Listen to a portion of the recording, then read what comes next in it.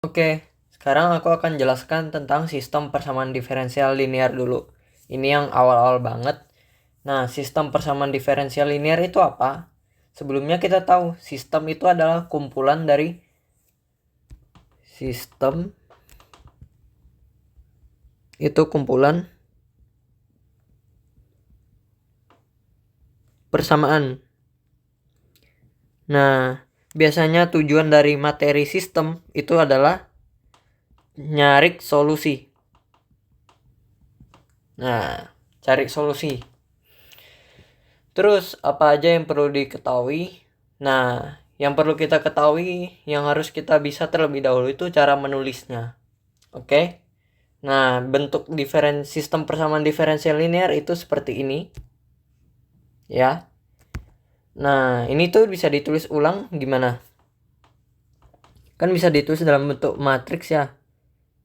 Ini kan jadi X1 aksen, X2 aksen, seterusnya sampai dengan Xn. Oke.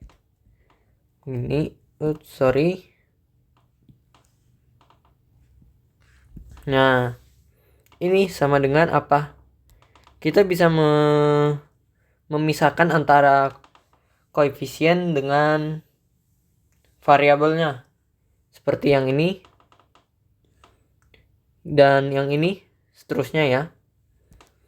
A11 seterusnya sampai dengan A1N, A21 seterusnya sampai dengan A2N. Nah, ini kan jadi gini, ini jadi gini. Ini ANN dan di sini AN1 ya. Nah, begini. Nah, yang ini apa? Yang ini adalah kumpulan dari ini. Yang ini. X1 seterusnya sampai dengan Xn. Lalu kita bisa tuliskan ini dalam bentuk vektor, yaitu G1 T, G2 T, seterusnya sampai dengan GNT. Nah, ini disebut dengan sistem persamaan diferensial linear. Karena terdapat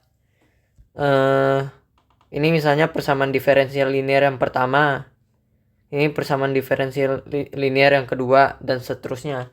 Jadi ada kumpulan sistem kumpulan dari persamaan diferensialnya itu. Karena persamaan diferensial adalah persamaan yang memuat turunan. Ya, ini buktinya. X1 aksen kan turunannya. Begitu.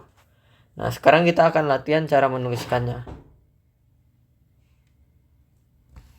Nah, bagaimana caranya? Oh iya, sebelum itu aku akan jelaskan kalau kita punya X1 aksen, X2 aksen, seterusnya sampai dengan Xn. Ini kita tuliskan ulang A1 1. Nah, aku akan sederhanakan ini jadi seperti ini dengan memisalkan yang ini. Ini adalah matriks A-nya. Yang ini juga ya. Sama, hanya aja ini ada G yang ini. Oke. Itu dia, itu non homogen, yang ini homogen. Oke, kita ke contohnya.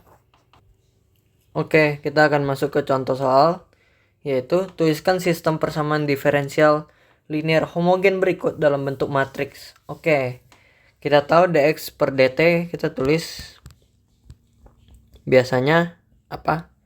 Dalam bentuk notasi x aksen, dy per dt bisa kita tulis sebagai y aksen ya. Nah, kita tulis ulang dx per dt itu adalah 3x tambah 4y. Dx per dt itu sama dengan 5x kurang 7y. Nah, ini kita bisa tulis ulang. Jadi dalam bentuk vektor aja. Ini begini. Nah, ini lebih enak x aksen aja. Ini y aksen. Sorry, ini berarti y aksen. Oke. Selanjutnya, ini gimana caranya? Ya udah, kita ambil koefisien masing-masing di sini. Berarti 3, 4, 5, min 7. Oke. Sini X, Y.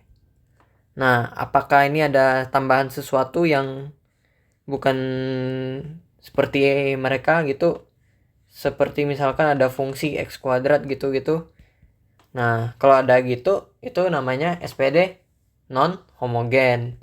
Karena ini nggak ada lagi tambahan sesuatu, maka kita sebut ini sebagai SPD homogen. Ya, homogen ya. SPD homogen. Untuk penulisannya dalam bentuk matriks seperti ini. Ya. Kalau mau kita misalkan sederhanakan, kita bisa misalkan ini sebagai vektor X diferensial, ini sebagai A, yang ini sebagai vektor X aja ya. Kita memisalkan aja. Oke, begitu. Sampai di sini dulu ya.